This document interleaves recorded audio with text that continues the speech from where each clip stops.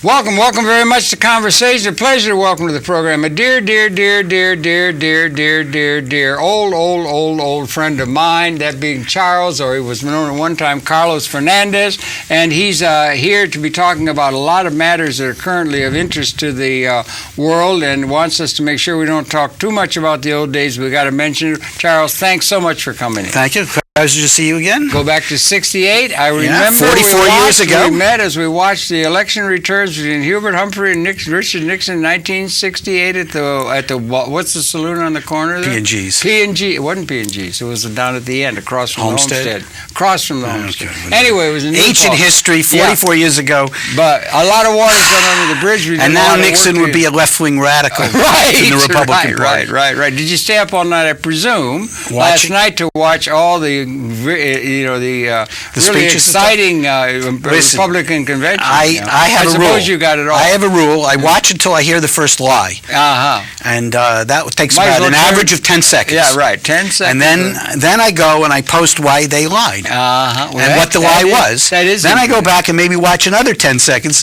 The only time there wasn't when Ann Romney was talking about love. Silverfoot. Oh, yeah, right. Yes, you can't argue with love. Sorry, but other than that, there's one after another, especially Ryan yesterday. You're talking about Ann Richard. Was her who said that Mr. Bush was born with a silver foot in his mouth? Yeah. That was a great line. That lives. That kind of line lives. And Molly Ivins had some great lines, too. Yeah, right. She was the one that came up with Shrub for Bush. Funny how certain lines live, isn't it? Yeah. Bush's company, Arbusto Oil, was that shrub in Spanish. That's right, it was. That's right. Is that what anyway, let's get back to the 21st century. Yeah, well, no, we've known each other a long time and everything like that, and that's where. And you've also been involved in video. We got you down as a retired video producer, director, editor, producer, you name it, as a chief everything officer, and not gracefully dead. Not gracefully dead. You're not gratefully. Gratefully retired from video production. That's correct. Where we have it. Not gratefully dead. Yes, and I think this is a good point. Yeah, why am I so gratefully out of the video world? Okay, now we ought to and let this is people going to know go right into your. Okay, good. Well, we ought to let people know that you were a long time with Tobin and that, and doing video production. You helped me produce production way back when. And instant replay video before that. And in '75, I was in the Community Communications Project, which I named. Yeah. CCP, which was in New Paltz, New York, where we. CCP. I never picked up on the CCP. I'm such a schmuck. And I was, ostensibly the president of that, though. Yeah, right. That was where you really got your major start. You did a program there. You would go on for hours playing feedback loops and talking about your stuff. Oh, remember we used to feed that back? Yeah, I know. And Alan Epstein and all sorts of other Jerry Powell. Alan Epstein, yeah, it was great. And I cut my teeth doing a ping pong tournament in the studio. That's right, and we went together to the Woodstock Festival with a red balloon. It was 69, yeah. 69, August of, right. It was a heady time. There was a lot going on and everything. But anyway, we were on the point. We were on the verge of getting into something with why I'm gratefully retired. Yeah. Not gratefully dead, of course. Yeah. But gratefully retired because from video production. So let's talk a little bit about not from video production, for working in video production. Right. Okay. Yeah. Because this will lead directly into your major thesis of the last 44 years. But let me get started on it, fine. Which is that technology has overcome traditional video production. When I was in it, the cameras were expensive, the editing equipment was expensive. Right. You had to. It was not. Everything wasn't digital nonlinear. Right. It wasn't digital. It was digital in a sense, but it went on to tape. Yeah. Right. And so you really had to know what you were doing. For instance, a photographer with a still camera can see exactly what they get immediately. Right. So the skill in taking film was knowing that you got it because you couldn't see it, of course. And then you tried video assist, but even before that, you needed a great deal of skill to know these things. Okay. So all of a sudden it became very inexpensive to buy an HD camera for $3,000, $5,000, even less. Yeah. You get them you can get cell phones with HD cameras in them. It's staggering what's happening. And the Final Cut Pro is a program on your laptop, so you could be in business for practically nothing. So everybody and his mother in college wants to do what I did for 40 years, and so they study it and they think they know everything, and they go out and they buy $10,000 worth of equipment, and they're in business. Yeah. So all of a sudden, projects that I was doing in the 80s for thousands of dollars. Yeah, right. I have a good friend who's much better at everything than I ever was. Yeah. Rob Schneider TV. Yeah. He's doing commercials. Yeah. Commercials. That's really tricky, yeah. For $200 and shooting and editing them. For their cable commercials for Yelp. Not cable, for their online commercials for Yelp, basically. That's like Yellow Pages online. Basically. Okay, good, yeah. And they're pretty good. Yeah. I mean, some of the stuff is very good. He's very good at everything, but I'm telling you, he's getting paid 1/10 of what I was getting for the same thing, less than 1/10 of what getting 30 years ago in the 80s. Yeah, and all those trends are going exponential. Yes. They're packing all that capability into the cell phone. It's staggering. Yeah, so I'm glad I made my money and I took care of it and I live modestly and I don't need to work for money. Doesn't mean that I give up on life that I work. I've been doing personal projects. I don't know if you can see this. This is one of them. Let me hold it up. They got the camera on me. There we go. This is, okay, I can give this one to you. This one.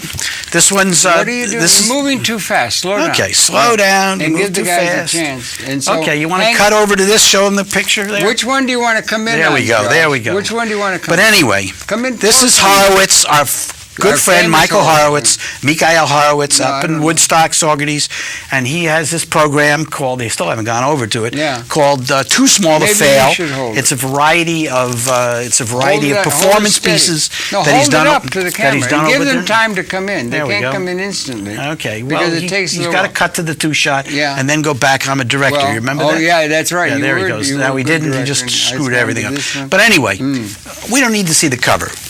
Well, This is one pro that I did with Horowitz Yeah, I and know. his performing partner, Gilles Marquine. It's hilarious. It's my kind of humor. Michael Horowitz is a real jewel. Mikhail, in the rough. yeah. I mean, And he's he really does not things like recognized as much he as does things should. like he raps the literary masterpieces like Moby Dick. Yeah, Dick, Moby Dick, the biggest dick in the sea. Spermware, naturally. Yeah, right. And the dozens of others like that. Yeah. The atheist sermon where he goes from being ultra religious to being an atheist, but he conducts the same sermon that an evangelist would do, with but all the as an intonation atheist. there. Yeah, right. You know? That's funny. Yeah. He says, and the blind man came and he remained blind. But he was but a blind man for it. Can I get a hallelujah? Yeah. Amen. But it's on and on with stuff. It's a variety of things. A takeoff on an Amish. He's brilliant. He's on brilliant a shaker. poet, yeah. On a shaker hymn. Gift to be simple. His is a gift to be complex. To be eggy of head. To quote what Heidegger said. Yeah, right. And on and on. I can't do his bits. So I've done this one, and then I did. Then you know about this one for the city. No, this is. I'm I'm holding it up. lead or something? Yeah, this Make is the it lead paint poison. Make it lead. And I wrote a rap that Wu-Tang Now, Clan. He's got it. Watch There we yourself. go. Get it focused. I wrote a rap. I'm the oldest, fattest, whitest rap impresario in the world for Wu-Tang Clan, who sang it on this. On this as a PSA. That's right. I remember when you got that lined up. Yeah, and it's make it lead safe, get it out of my face, make it lead safe, get it out of my space, etc. Because lead paint just ain't, don't munch on lead paint because lead paint just ain't lunch. Right. And all sorts of thing about the horrors of lead paint poisoning in children. I remember the campaign. Yeah. And the city. This is only a very small part of what the city did, but they've gone from 10,000 to less than 3,000 cases a year of lead poisoning. Good. And my latest thing was from my mother, who passed away. Oh, I'm sorry. Yeah, that's right. Yeah, this is a video and still photograph. Hold it still. Watch the monitor. There she is. Make sure you get the glare off. There we got the glare off. Come in tight on it, Josh, if you can. Yeah. This is for your mother. I'm sorry. Yeah, and that's the urn that's my grandmother's urn on the bottom there. That she earned as being the top student in her school in 1914. I remember Thanksgiving. And we repurposed it for her ashes. I remember. And then we had all sorts of. It looks like a front page thing. That's a back page. Yeah, but it looks front page. In terms of you get all these photos you can put on front page nowadays. Yeah. And I can remember. Anyway, that's the story on what I've been doing. But see, these things are labors of love, and I still continue to work, even though I don't need to work, which is The essence of the kind of world I'd like to have. Exactly. Yeah, now right. let's talk about that. How about that? Well, all right. I just want to mention that. Okay. Oh, okay, good. Because this is why I came here, to talk about that. Okay. In particular, this, Yeah. up till now, it's been the prologue. Yeah, right. Okay, now we get to the meat and potatoes. Well, that's the thing. That's the thing you get to and everything like that. You say, yeah, I think that you've always been interested in things pretty comprehensively, and so am I and everything. I think this is the most incredible time. I don't think this is your normal time. This is a really incredible time of qualitative transformation. A lot of the so examples, what's the qualitative transformation you see taking place? Be specific. Well, let's try to get to it, but it takes a little time. You can't just race in quick seconds. Yes, you can. No, you can and you can't. I'll try it. Let me be brief, and then you correct it, okay?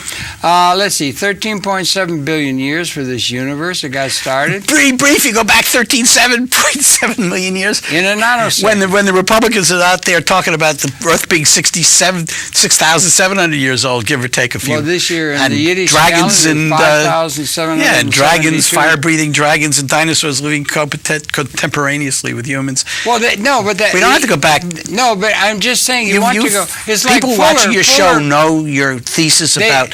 Yeah, but nobody hardly. Let's talk about now. Well, I don't know why there was any point in doing that. And if you don't have because you said we're at this most auspicious moment of change. What's change? That's what I'm trying to get What is about the change? But then you got to set the context. If you change, you've got but you don't have to go back 16 billion years. No, but Fuller used to say he would go out and look at the extremes in order to find possible important variables. And that is kind of a good thing called comprehensiveness. That's a comprehensive way of looking at things or systems outside of some sort of. They have a idea. They take the idea of systems, and you can have a systems team producing a new car. One guy makes the steering wheel. Another guy makes the tire and the motor. That's not systems. Systems is thinking about everything.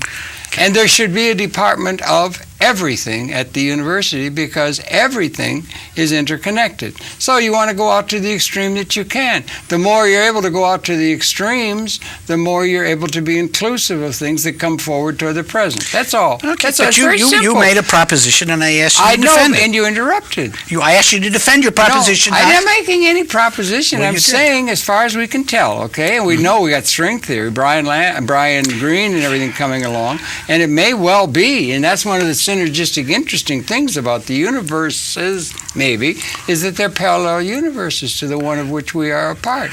And now they've just got the telescope array from CERN and everything. CERN is not a telescope array. Telescope is the accelerator at CERN, and the telescope array is in connection with CERN is an accelerator, not a telescope. I know that it's in league with that realm, okay, of taking the measure of the universe. And they have a telescope. It's called LISA, as a matter of fact. Yes. It's beyond the Wilkinson map or the W map, which has a picture of the Big Bang of this universe. There may be, and we're now they can map the background radiation. That's right, yes. and we're now synergistically able to posit the possibility. The mathematics is very elegant and so forth. That there are parallel universes to this one of which we are. It's highly contentious. It's synergetic in theoretical physics and particle physics. You understand that. So there's nothing wrong with just if you want to know more about this, I suggest that you watch the Morgan Freeman program, Through the Wormhole. I've watched it. It's great. And there's another one with Stephen Hawkins who doesn't believe in that in parallel universes. But nevertheless, there's several good programs, the Universe, etc. that concerns all this. But I still go back to the question: why is now the moment? Well, you give me a chance. All you do is I'll answer it for you. How about that? There's too much of that thinking about the moment. I mean, thinking about the latest. But you said now is the most auspicious time, and I would like to explain why. That's right. And it goes right back to your theory, Harold. You've been the leading exponent of this theory, and that starts with McLuhan and Fuller and Kelso, and you've put it together in a metaphysical conception, and you've been advocating it for 40 years now. Long time, 45. Yeah. Well, I know that. But with due respect, it isn't just McLuhan and things like that. It's thinking comprehensivist. Yes, but that's where it started from, and then you've added the comprehensivist. Comprehensivist begins with some understanding of the larger context in which we now have the ability to deal with, and in terms of the universe. Okay, I tell you what, Harold, if you want to start talking comprehensively, let's do, is it a 12-part? How about a 50-part series, a 52-part series on the comprehensive history of the world and the universe from the Big Bang till now? No, that's the And then we can get to the now. scientific community or the intellectual community is being co-opted by specialization. You want to avoid specialization, you want to see patterns that you can recognize. That's what we need. It's called critical thinking, and it's called systems thinking on a large scale and at a level of systems thinking in terms of the larger issues. That's what it is. It's not some specialization thing that you can build out into all kinds of dimensions where you can make money. But that's another issue. Who's making money so here? why don't you let me... Are you making money here? Why don't you let me make the point, and then we can get to it without interrupting. Okay. Well, so you got 15 minutes. Can you do it in 15 minutes? No, about 3 or 4. So you get to a thing where we understand now, and you can take the measure of the universe 13.7 billion years ago, and this array that is related to the people that are involved, it's called LISA. My daughter's name is Lisa, is going to take a picture beyond the Wilkinson map, the W map, which is 300,000 years, the shockwave. After the occurrence of Big Bang 13.7 billion years ago, they're going to do it within a nanosecond of its occurrence. Pretty good measure of being able, this consciousness to... Not a picosecond? No. At this much to take the measure of things in a comprehensive way compared to the evolutionary process of which we are a part, okay? Mm-hmm. So we got that as a thing. And then you got this universe here. Another thing we did last week, we aired it, is how did within that, it stayed in the thermodynamic zone the Earth was formed about 4.5 billion years ago, and it stayed within the temperature range that is incredibly narrow, Goldilocks, for so long that there was able to be coming out of the inorganic nature of the condition of the planet. It's only recently been within that geographically. There have been snowball Earth where the entire Earth was covered by a mile of ice. You're jumping way over the point. Yeah, but this you're is not long correct. before the snowball Earth. This is the beginning. Yeah. This is 3.5 billion years ago. There were the constituents of what was going to become ribonucleic acid were being collected. Yes. Okay, so we came about and we evolved into something that can talk on television here, folks. No, you're talking on television to people. You keep interrupting with nonsense. But that's not nonsense. You're talking about 3.5 billion years ago. I want to talk about now. I wanted 3 I'm minutes. The guest You on gave this me program. 10 seconds. No, you interrupt with this nonsense. You had 2.5 minutes. It was not. It was all you yakking about different things that are sidebars to the issue. Okay. The issue is the beginnings of what was to become evolution were happening 3.7 billion years. The constituents, it's almost certainly the constituents of not anything so complex as RNA, but the constituents of it began, and then that was to lead to RNA and DNA and organic evolution. Okay, so that what? would bring I know us this history. into an organic evolutionary pattern of life rather than some other creation story. Yes. Okay, so we got evolution, okay? Yes, I'm not arguing. That took 20 seconds, if you let me get it out. So that's just to take the measure of things. Okay, and in the universe, or reality is synergetic. That's Mr. Fuller.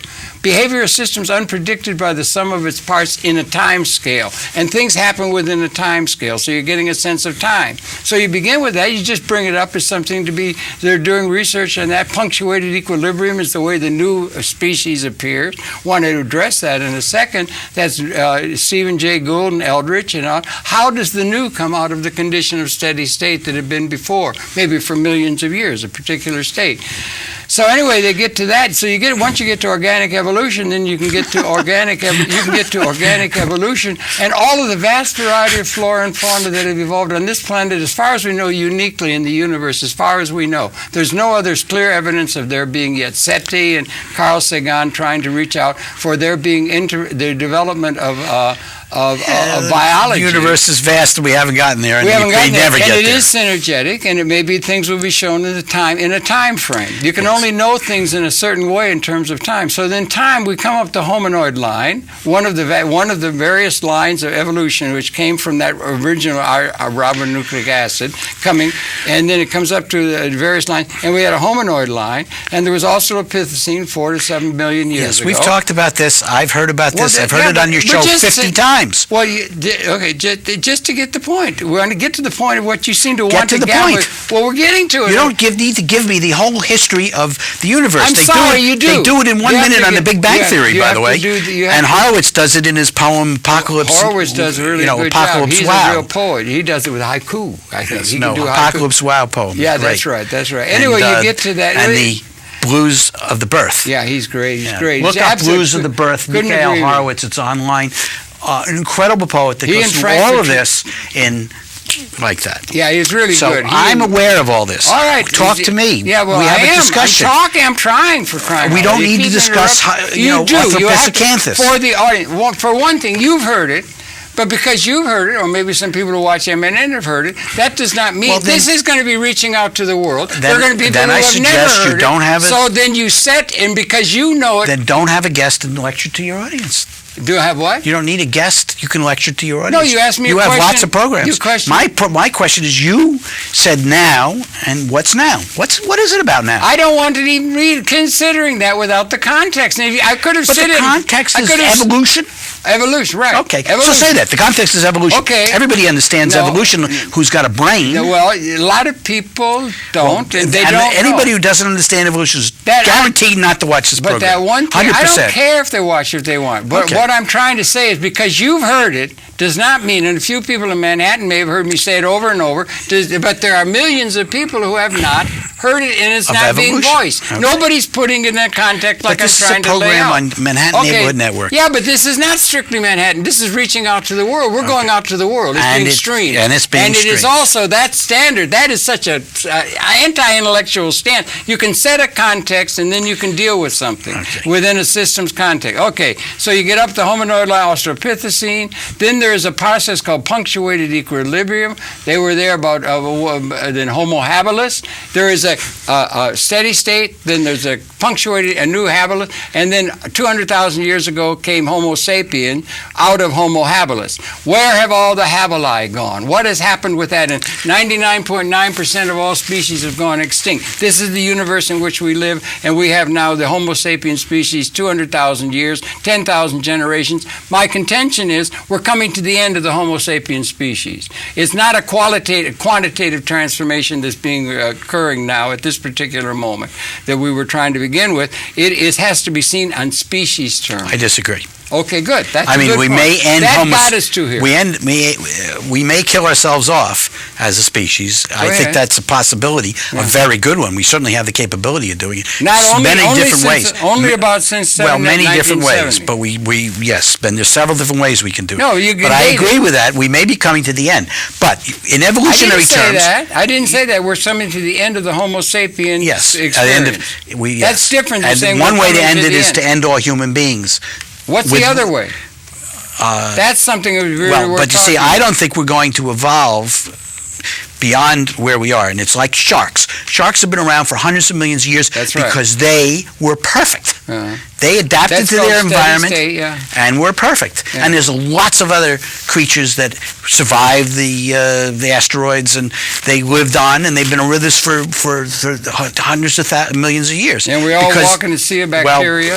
Well, human beings have gotten pretty good at dominating this planet. And the question is, will we, without the forces that formed us in the veld in Africa, will we continue to evolve? It's a good question. We don't have those forces. Well, we've been continuing to evolve, and the things that are available, it's been a series of quantitative changes within that context. The premise is that we're coming not to another change, some political change, or some vote in terms of the tax rate or how we rate or something like that within the historical. We're coming to the end of the Homo sapiens species. And We're coming into what do you, a new... Then what do you protect we're going to replace it? How do you deal with it? One of the unique things, well, first we have a self-reflective conscience. We can ask the bigger questions, come up with all kinds of creation stories that we had to have in order to give meaning to a life. Yeah, science has answered almost all the questions Well, involved. they're now recent. That's very recent. Okay, it's very recent. Religion used to answer those same questions. That's right. And I think there's only one question left for religion: death. And that's why it's played on, and fear and death and things like that. Well, it's always been there. It's always been there, but that's the only one left. We know why the sun goes around the earth. Yeah, but we didn't. And the thing is, there's a growing knowledge. Because it doesn't. There's a tremendous growing knowledge that is becoming characteristic of the long trek up the evolutionary process. We make agriculture. But if you watch the 10,000 years but if you ago. watch the convention last night, you realize that we've been de-evolving. Well, that some people can see that, yeah. But it's coming. But we're coming to that, and so the contention is that there was another aspect of Homo sapien consciousness that was unique beyond self-reflective, able to ask the larger issues and come up with creation stories. That was we were able uniquely, as a species, to extend our consciousness through technology and tools and make the world different than in an Eden-like sense is the way most of the creatures encounter, and we did most of the time we were nested in nature, encountered the environment. All the resources were there when we came out of the cave. They were all there. The oil, everything was there. But there was an interplay between our ability to affect the environment and make the environment different. And that is one other aspect of our consciousness that is coming to a point where we just started talking, we didn't get interrupted, about the exponential increasing of the ability to utilize images and that kind of thing. We're coming to a point, and those things have to be seen in a certain we have the weapon systems that finally evolved and created a world where it still rules by the ideas of realpolitik. Who's ever got the weapons essentially is going to back up systems of co-option and political persuasion and all of that. It's still done by who's got the weapons rules and intimidates and informs the world and so forth. It's still called realpolitik. It still rules. Whoever's got the gun rules. And so that's still holding in terms of geopolitics out of history, which has been qualitatively transformed at the level of capability only yesterday. About that system, one side, which Fuller would have called killingery, the weaponry system was impotent at the species level until about the 1970. 1970. That's correct. That's what the modeling I've heard you showed. say it at least 150 times. There's 5 billion people who have never heard it. Yes. Now that's the point. Don't stop being so parochial to your own experience. But you're talking with me. I'm talking with the audience. Well, then what do you need me for? No, because we're dialoguing and we're finally getting. No, we're not. You're lecturing. No, you were lecturing. You were lecturing and interrupting with all kinds of non sequiturs and things that didn't tie in. Well, I don't agree with that. The other side of that, so you call that killingery. Realize the significance. Do you want me to finish this for you? I know what you're going to say. No. Well, what I want to get to, maybe we're going to get to what you wanted to gallop to right away, is the transformation of the human condition economically and so forth. But the one side is the weapons have become species lethal.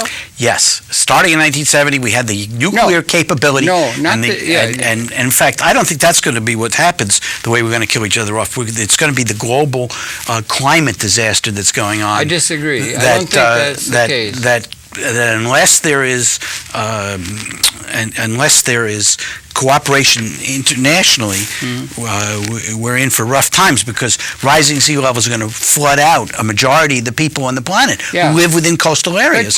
They're going to try to move inland, and it's either going to be die or fight for the new territories, and it's going to engender wars. And there you go. And now people, you're getting down and then to people who have nuclear weapons and advanced, they're going to be there to use them. Don't you understand what you just said? I said the weapons were...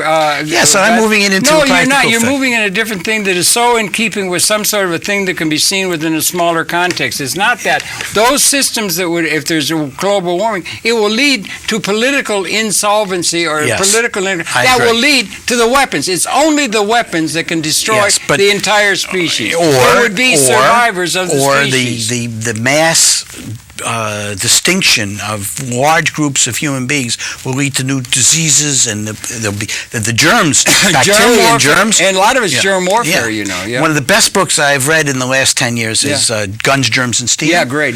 What's his name? I forget his name. I can look it up if you want. I got a computer in my hand I here. know, and you got the whole world in the computer. But it's anyway, amazing. you know, and why do we have germs? Why did the West have the germs and the guns and the steel? I mean, that's Diamond. Whatever his name. Jared, It doesn't make any difference. Jared, whatever his name. Jared's the guy from Subway.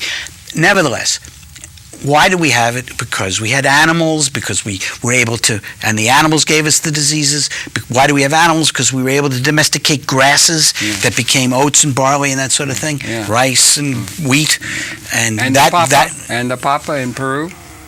Well, that was quite a bit later. But not so much later. But, it was back 5, 6, 7 potatoes BC. in Peru. Okay. Yeah, that was a major culture. And tomatoes and chocolate and all sorts of other things in the New World. Yeah. But nevertheless, in Eurasia, things were on the same levels of latitude, right? And things were able to move east and west much more facile than north and south, where you had deserts and major changes in climate and growing conditions and assorted other things. And also they were lucky in Eurasia because their major animals were herding animals like horses and cows and that sort of thing, as opposed to zebras, which don't like to get herded. That's a subtext of and rhinoceros. That's a subtext of everything we're talking about. Yeah, but anyway, all this stuff happened. That we're trying to get so civilizations got founded, and specializations happened, which you're saying is going to change, and some of those specializations were armies and metallurgists who were able to make metal weapons and steel weapons that conquered the people with the potatoes in Peru. Right. And that the pattern that came out and has been reified. Yeah. In terms of the current standing, is what is called, it can be called realpolitics. Okay. Or it can be called realpolitik. Okay, but now I want to talk about your central thesis about how that process is happening today that's going to lead to your thesis. That would be worthwhile. Fine, and we can get to that. Okay, and I'm going to say robotics. Well, robotics is one. And I'm going to. What's one of many things? I'm going to start with robotics. Okay? I can't say every word simultaneously. It sounds like that. So robotics. Wait a minute. Right now, we're at the beginning of the robotic age. And robots. Let's get to the robots in a second. Posit is a thing, a yin and a yang, that we have a capability that is understood to have reached a level where, on the killing or the living side, that could eliminate the process of conscious evolution. Okay, so in we the get all universe blown up, then we don't need to discuss this. On the other side, what is the context that we're talking to? This equally significant transformation capability that is characteristic of the same time frame. And it is the technological extension of consciousness. We got 20 minutes here left. And you want to sum it up as it's not only robotics at this point in time are the same as computers were in the 60s. No. Now you're going into a detail, with all due respect. No, I'm going to go into a detail, or you can lecture to the camera and I'll leave. Okay, if you want. That's your choice. But you want to lecture to the camera? Go right ahead. 15 seconds. You don't need me. 15 seconds is the pattern that you can talk. 15 seconds. Okay. We have the increasing capability of technologically augmented productive processes increase the percentage of the world population through time.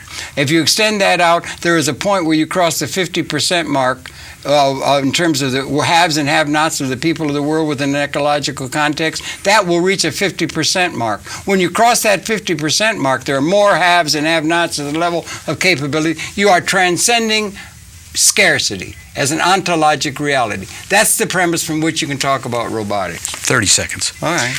Okay. We've transcended my opinion scarcity. Is that robotics are about to change, like computers changed from the main IBM mainframes, which were operated by systems engineers, and it took millions of dollars, filled whole rooms. I know. I mean, in high school, I had a project which was, can a computer beat a good chess player in chess?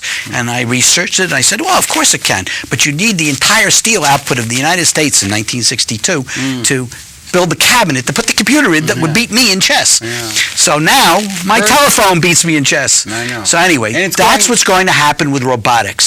Okay. And because they've gone from these big clunky things, which are in use now all over the place, including in automobile factories. There's a new factory in American automobile factory in Michigan used to have 20,000 workers, and now with 5,000 workers and robotics, they make more cars. Where did those 15,000 jobs go? They're gone. They're being filled by robots. And now the robots are getting much smaller, programmable, user-friendly, like computers going from mainframes to laptops, right, have changed a lot of things.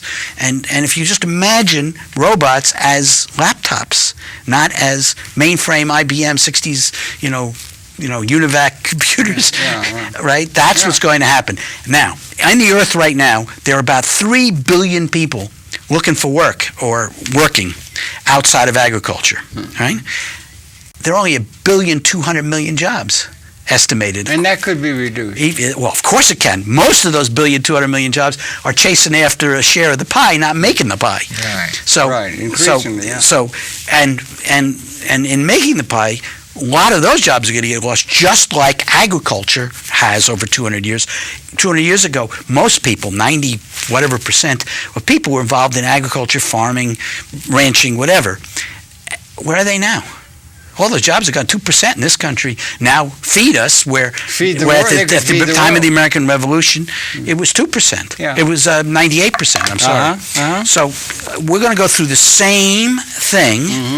I say over, may not affect my lifetime, but it's starting now. Like you say, this is a propitious time, and it's starting now and going forward. Perhaps into your grandchildren's lifetime. But I think there's going to be major changes, which are going to force us to get to the question, which is, how do you, if your sustenance is not related to work and jobs, how do you have sustenance? Well, you're talking right. That's really the essential question, and you're one of the few people who's trying to attempt to answer that question. I don't think you have it totally. It's going to evolve, and there's going to be things we can't anticipate, but it's going to have to happen somewhere online. And one of the science fiction things that we've talked about before that I use as a paradigm example of it is the world of Star Trek, which is science fiction, folks, science fiction, and where they have unlimited energy, so they can convert energy to matter, which we can't do and may never be able to do. We can convert energy to matter, but we can't control it.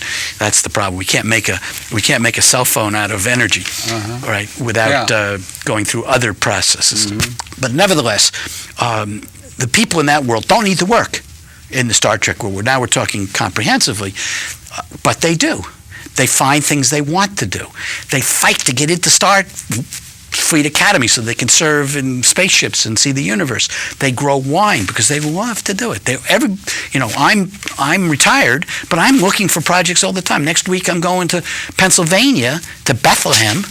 I don't intend to walk on water, but I do intend to support an election process. Yes, to get people registered to vote, or get people who are registered to vote to get voter ID cards. How much are you getting from the Republican National Convention? I mean, they're not paying me anything. I'm making a joke. Yes, I know. I'm getting very little except a lie every 10 seconds, which I can then go and refute. Right? I mean, the lies coming and going, it's just unbelievable. And, my favorite is not from the convention, but every day this one Yahoo sends me, like Mitt Romney, I like Mitt Romney. Right, and it says, we're almost there, 5 million likes, right? And hit like and share and we'll get to 5 million. We're almost there, it says. But right underneath it says that they got 700,000, which is 14%. But they're almost there, they say. So they lie even in that, right when the proof of the lie is right there. So, Paul Ryan gets up last night. We know Paul Ryan. We know Paul Ryan. I would pray that our friend Paul Ryan was the president over anybody. Absolutely. He's a brilliant guy. Absolutely. And a video pioneer, for sure. Video and a real intellectual. Yes. He'd make a great anything he wanted to be. Yeah, right. But this Paul Ryan an acolyte of Ayn Rand, who's he never understood anything that she wrote. I mean, he picked the jobs. I mean, she was a Eastern European, Russian Jewish atheist who, by the way, was adamant about not voting for Ronald Reagan. She thought Reagan was horrible. I didn't know that. Really? Yeah. Okay. Yeah, she wrote one of the last things she wrote was about Ronald Reagan being such a douchebag. Yeah, but these things are all part of a larger context that's going on. Yeah. Well, I mean, so they're lying through their gills. They're suppressing votes in Ohio and Pennsylvania, making it very difficult for young people and old people. Do you have a photo ID? Do you have a driver's license? Yeah. Yeah. Well, a lot of people in New York don't have driver's licenses. Yeah, I know. And what photo ID do you have? But when you can get on a subway and get a photo ID, it's a little easier. With due respect, but in rural Pennsylvania, old people, they have a real problem getting a photo ID all of a sudden. You're talking about a specific thing, political, within the context of the thing. What I'm trying to get at is a pattern about it all. And when you're talking about the robots, and one of the things is all of our institutions were formulated within a particular context that is being qualitatively altered at their existential level. That's the thing. It's like I'm an existentialist because I find atheists to be far too spiritual. But that's what you're talking about, and a model is the cyber developments, carbon 60, all that stuff coming and everything is going exponential. Buckyballs, nanotechnology. Yeah, right. I've heard it all. But what it is when it gets down to the practical reality is the question of how are we going to form capital? That is going to be done. How are we going to use the various ways of dealing with the various levels of risk within the economic order?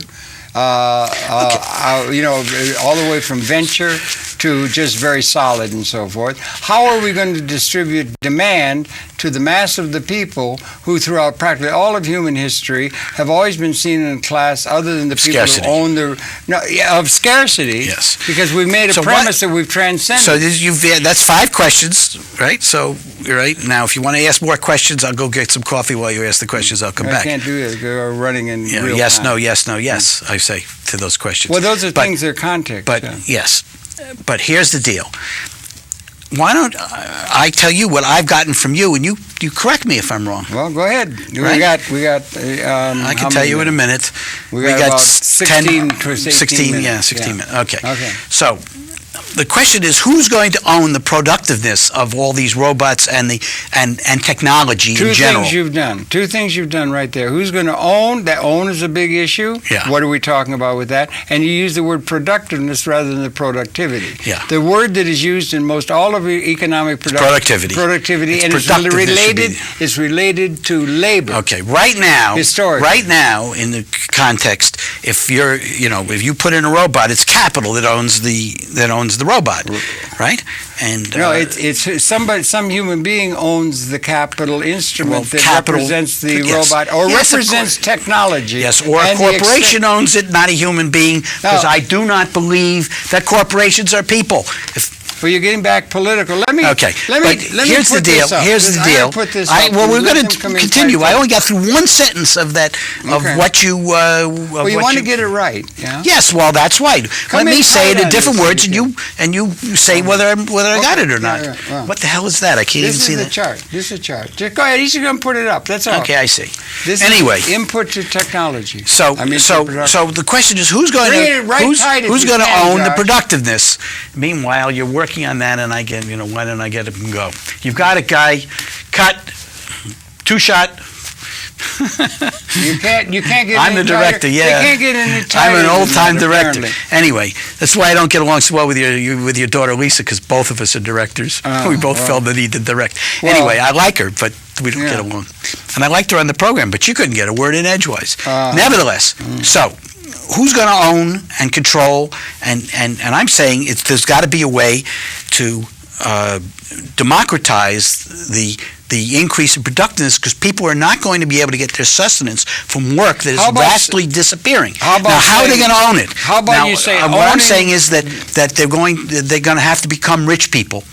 and act like rich people. And the way they're going to do that is they're going to get loans, basically from the government, and they're going to be able to own the productiveness, own the instruments of the productiveness. Okay. They're going to pay back the loans. The government then takes that money and it loans it to more people, and eventually everybody is like a rich person clipping coupons. And they'll still work because they like what they're doing or they want to do something, but they won't necessarily have to use their work to provide sustenance.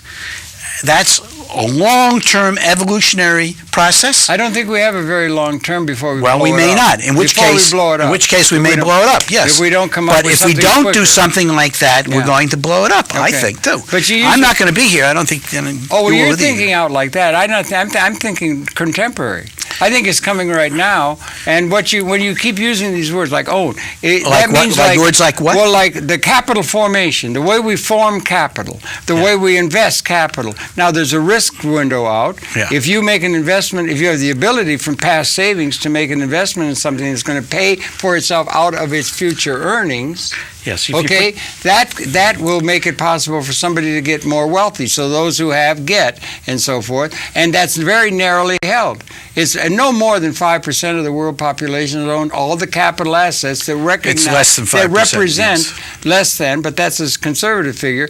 It's totally small, and that's a private sector, or private and government, but a productive capability of that other than human labor. Now, labor is being eliminated and can be eliminated from drudgery and so forth. We can have a tremendous productiveness, and how are we going to how is the relationship between the private sector and the public sector going to be seen? And is there some way to bring people in on the logic of business finance that you make an investment that will pay for itself out of its future earnings, not linked only to savings, which gives tremendous advantage to those who had scammed or gotten a leg up in the world, the 1%.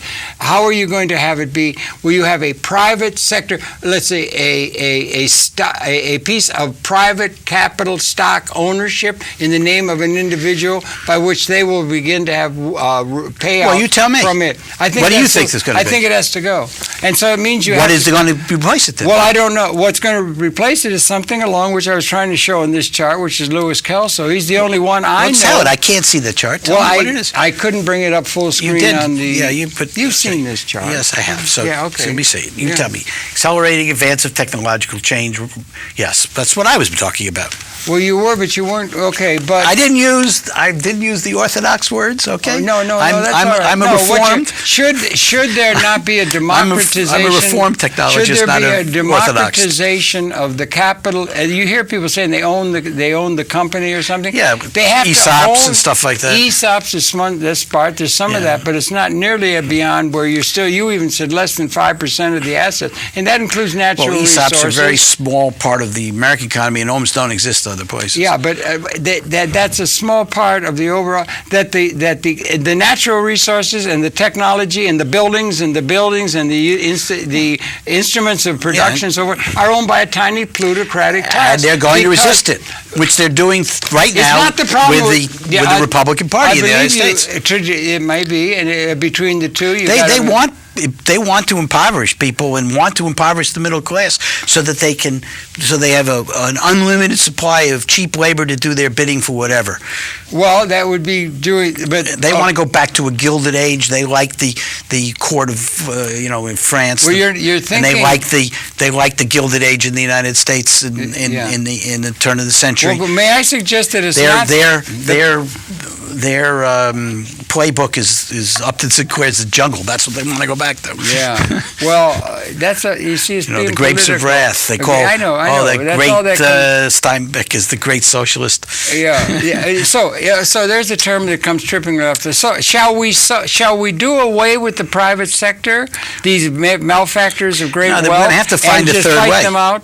Okay, or It's neither socialism nor capitalism, and they don't know what it is. What is socialism? Socialism is in Soviet Union. They decided to do away with the private sector because it was a nasty institution that created inequality.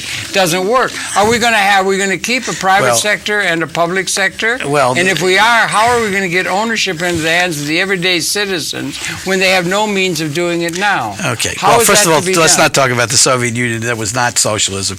But I'd like to talk about what Winston Churchill said. Winston Churchill was a great conservative, wasn't he?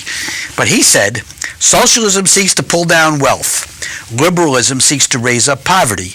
Socialism would kill enterprise. Liberalism would rescue enterprise from the trammels of privilege and preference. Socialism exalts the rule. Liberalism exalts the man. Socialism attacks capital. Liberalism attacks monopoly.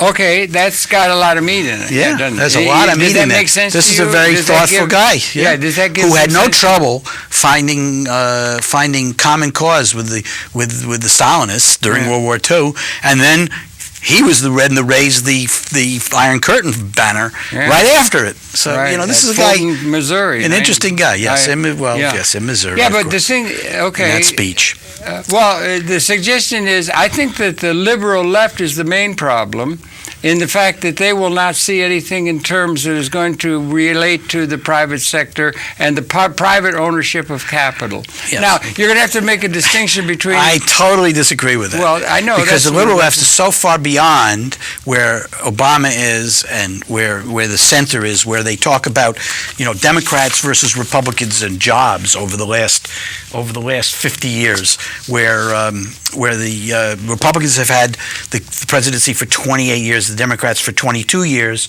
The jobs created for the Republicans were 24 million, where the Republicans created 42 million. This is what the current politics is from the Obama perspective, from the centrist Democrats and the Republicans. Yeah. They're arguing over these things. They're not talking like you're talking. But well, I'm not talking. I didn't get a chance to say what I'm trying to say. So this, you've talked a lot, frankly. Well, but this is the reality of what they're talking about, and how are we going to change this paradigm and this discussion to, we should be headed towards, not getting there, total unemployment. Okay, wait, that's interesting, toward total unemployment. Yeah, we're not going to get to totally, but we can go far towards it if we could change the relationship between sustenance and work. And how are we going to do that is still an evolving question. Well, I'm suggesting that any of you out there that have any ideas about that should start thinking about it and start getting it down. I've been thinking about it for 45 years. But it's going to take more than one person. It's going to be a synergetic thing between a lot of people, and it's going to be somebody who's going to take your thinking and Kelso and all the other people, Fuller and the people that you've talked about, do you know anybody and synthesizes. I don't know anybody. Do you have anybody in the intellectual or political realm that's voicing anything that's close to a way of dealing with it? Anything from anybody. Okay, well, jobs. They're already talking about jobs. We should be heading toward total unemployment to the degree we can. Well, to the degree we can. Emphasize that, to the degree we can. If you do, and that's the only way. But not until we have a change in the relationship between sustenance and work. What does that mean, between sustenance and work? Well, how you feed yourself, how you go to sleep at night, where do you sleep at night, what do you do to put clothing on your back? Right now you work and you get money and that's your sustenance. And you don't throw that out easily because it makes the system work. You got a lot of people, the bus driver goes there and does it, and everybody does it. And there's still going to be service that we're going to need, that humans are going to have to do. That has to be safeguarded in a certain sense. Absolutely. And the safeguards, which is why it's not total unemployment. Yeah, right. And nor should it be, and nor would it be. Instead of working 40 hours a week, you can work 20 hours a week and two people work. Now, if you're going to do that, and the only way they think of distributing income to the mass of the people is through them having a job on the estate where all the assets and everything is owned by a small class. Mm-hmm. Okay? That's the way they see it. The only way to get money, jobs. You see unemployment. Keynes said we're going to be confronted with massive technological unemployment. Yes. It's going to be technologically induced, tremendously productive capability, but the people have to have the buying power to clear the market of what can be produced. Yeah, how do we get buying power in the hands of people when the people are not really needed in terms of laborers as they were and had been in the past? Well, that's one of the Marxian contradictions. Yeah. Not Groucho either. Yeah. I'm a Marxist-Leninist. That's Groucho and John. Yeah. But nevertheless, one of the contradictions is that with the surplus value of labor is that that the total value that you pay people is not the value of what they produce. So therefore, how can they buy it? Therefore, you need periodic depressions. In order to re-regulate things, you have to create misery in order to bring it back around again. Is that what you're talking about? I don't think so. No, what you're talking about is an alternative way to distribute demand or buying power to the people. And it's going to take a better mind than mine to come up with that. Through ownership of the capital instruments that are being formed, and through the private sector. Yes, but how do they gain ownership of it? Well, you do that by setting up systems such as Lewis had done and others had done, where you can have a way. Lewis Kelso. Yes, of course. Two-factor theory economics. That's right. Okay. That's right. That's a thing. And it's also Naomi Klein. Naomi Klein doesn't want some one sector thing where everything becomes government or one thing where it all becomes private sector. You want a mixed economy. You want to have a mixed economy, and you want to have a way for the citizenry to have. What is Alford saying now? Who? Alford. Isn't that the academic acolyte of my Kelso? friend? Yeah. Yeah, he's still for it. What is he? Has he come up with anything new in the last 10 years? I haven't heard from him. Well, he says the same things that still apply in a certain sense to the idea Which is why there's going to need to be something new. Some really new ideas come out. Well, the ideas are there. First of all, one of the newest ideas we just brushed over is we have transcended material scarcity. That is never mentioned. You ever hear anybody mention it? I've heard you mention it since 1970. No, but it comes out of the Fuller World Games. Yeah, it does. And it can be modeled. It can be modeled first by Fuller, but other people have followed it too. Yes. And more and more. Fullerian.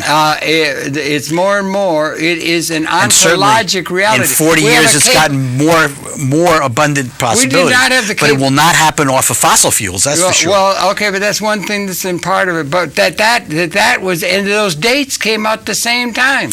1970, there was a major point. Did you ever read a book called The Believing Brain? No, I don't think so. Well, basically, we've been evolutionary. How much time we got? I think I got about 2 or 3 minutes. Okay, just ending on that. Yeah, we should really look up The Believing Brain. But evolution has given our ancestors, which you talked about 200,000 years ago, the proclivity to find agency in things that happen. For instance, a hominoid was walking across the veld between one set of trees and another. The wind rustled the grass. They got frightened. They ran up the tree, and they survived, even though it was just the wind. But another set walked across the veld. The wind rustled. They didn't pay attention to the agency, and they were a lion lunch. They were lunch for the lions. So they didn't survive. The ones that gave agency to the natural phenomenon survived, and we became humans. That's part of how evolution happened. Our brains got bigger because we gave agency to the things, and that's how we ended up with beliefs and gods and everything else. And he also talks about how the brain works. It's a great book. Okay, and he also references Guns, Germs, and Steels. Gives a great 3-page synopsis of it. But I suggest that book too. But to the point is that you're finding agency in things that might have been coincidental in 1970. Columbus and so many of the things you talk about, I think, are agency. Are you optimistic or pessimistic for the human prospect? We've only got 30 seconds. 30 seconds. Are we going to stop? I'm an optimistic pessimist. No, pessimistic optimist. I'm optimistic pessimist or pessimistic optimist? We have the ability to liberate humanity in an unprecedented way within an ecological context that is characteristic of the modern moment, and we have on the other side the ability to stop the evolution of consciousness in the universe. Which way are we going to go? Well, we'll see who wins this election. If Romney wins, it's going to be the second, the latter. And we need a way of being something that can include, not only be liberating the masses. To be inclusive and to move forward, and it's going to be a tough road to hoe. We got a lot of things going against us. Yeah. Right? Well, no, the trickiest thing of all, Charles, is that you're going to have a thing where you're going to liberate humanity, which never has been. There's never been real justice for the masses of the people. It's always been a few people ruling. You're going to have something to liberate them within an ecological order. The toughest thing is something that's also going to include the people who represent the right wing. You're going to have some people who represent the private sector, and in the power structures that exist, they can see haltingly that makes sense and can be maybe modified, but makes sense. The best opportunity is the thing that Kelso's put forth to distribute away. Well, from distributing maybe demand. that's the germ of it. It's going to take people better than us to move forward in the future to bring that to fruition in one way or another.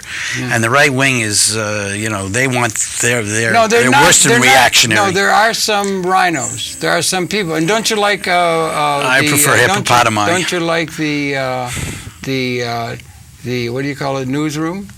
What they've come up with? Well, you see, I don't watch HBO, but I've seen it on YouTube. Yeah. And that whole thing with that rant the Keith Olbermann rant that was done was brilliant. Yeah, the whole thing was very beautiful. Sorkin, really great. Yeah, Sorkin, That's I love. a sign. And my the favorite Occupy all-time movement, television show, West Wing, and eventually I'll be able to get. I think that was his I'll brother watch. wrote Sorkin wrote that. I'll be able to watch the Newsroom the same way. There's two Sorkins. Aaron Sorkin. Yeah, there's Aaron Sorkin. There's another Sorkin. Sorkin, I think, did Too Big to Fail. That's a big family. Yeah, That's a big family. Did Yeah. Well, I did Too Small to Fail. Okay. Listen, Charles, thanks. Good to talk. We touched on some things that are really important. Too bad we couldn't elaborate a little more clearly, but this is a time of qualitative, incredible time to be born into and participating. Hey, we were born in a long time ago. No, you were born before the World War II. Oh, well, right? okay. Me just after it. I'm a child of the atomic bomb. Never were born without the atomic bomb. Okay. My father was headed out to Japan to fight there when the atomic bomb went off. Wow. Of course, if we had had a sane policy then, we wouldn't have had to use the bomb, and they would have. The Japanese would have. There it is. There it is. Program over. There's a good director. He's got it timed.